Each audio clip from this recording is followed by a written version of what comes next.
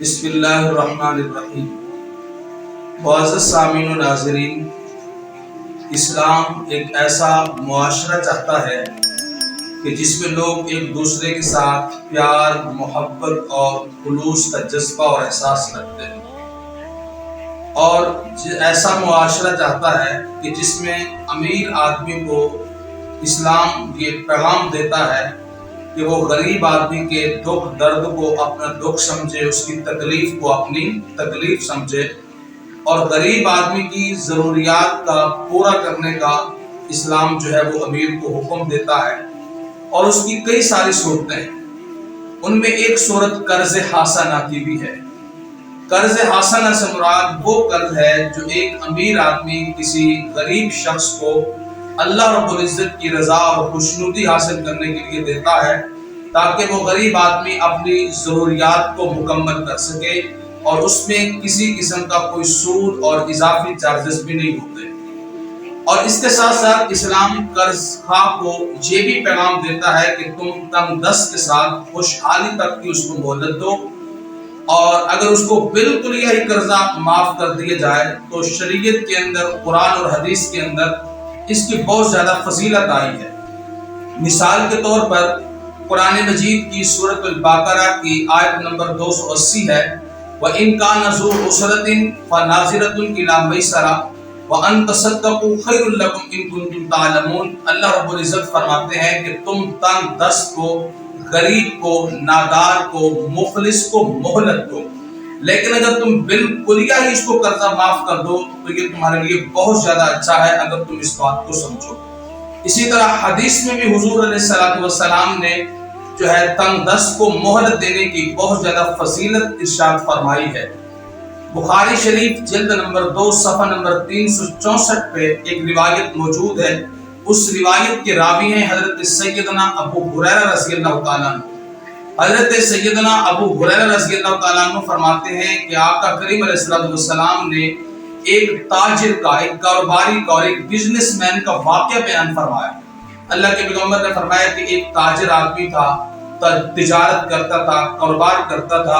اس کے ساتھ ساتھ وہ لوگوں کو قرضہ بھی دیا کرتا تھا، لیکن جب وہ دیکھتا کہ کوئی شخص تنگ دست ہے، غریب ہے، مفلس ہے،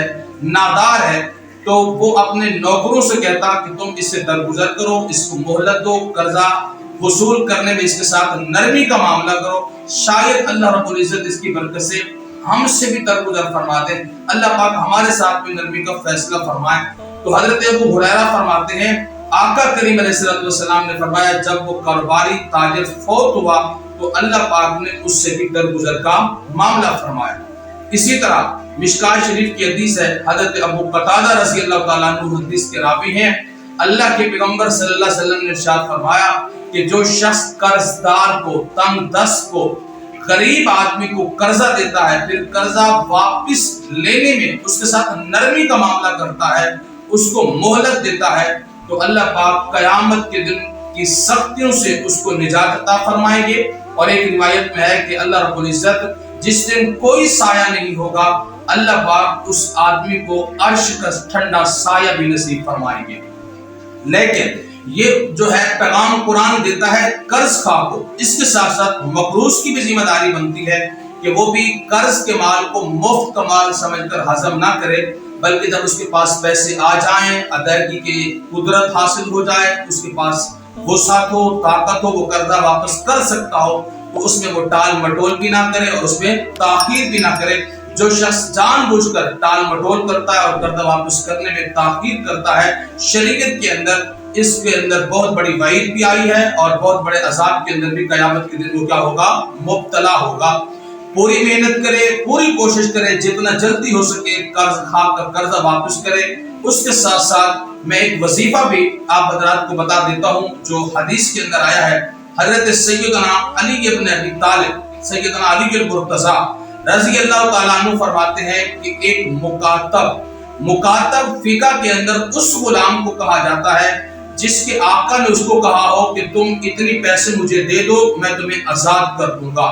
حضرت علی فرماتے ہیں وہ مکاتب غلام میرے پاس آیا اور آ کر کے عرض کرنے لگا کہ حضرت میں اپنی آزادی کی قیمت ادا کرنے سے عاجز ہوں، میرے پاس اتنی پیسے نہیں ہیں، کہ میں پیسے دے کر اپنے آقا سے آزادی حاصل کر لوں، آپ میری مدد فرمائیے۔ حضرت علی رضی اللہ تعالیٰ عنہ فرماتے ہیں میں نے اسے کہا کہ میں تمہیں وہ کلمات نہ سکھاؤں جو سرور کائنات صلی اللہ علیہ وسلم نے مجھے سکھائے تھے۔ اور حضرت علی فرماتے ہیں میں نے اس کو کہا کہ اگر تمہارے اوپر جبل سیر، یعنی پہاڑ کا نام ہے، جبل سیر کے پہاڑ کے برابر بھی تمہارے اوپر قرضہ ہوگا، اس دعا اور اس کلمات کی برکت سے اللہ وہ قرضہ اتارنے میں آپ کی مدد بھی فرمائے گا اور اللہ آپ کی نصرت بھی فرمائے گا۔ تو حضرت علی رضی اللہ تعالیٰ عنہ نے اس کو جو وظیفہ بتایا وہ یہ تھا کہ تم یہ دعا پڑھا کرو، اللہم اکفنی بحلالک عن حرامک واغننی بفضلک عمن سواک۔ تو حضرت علی فرماتے ہیں اس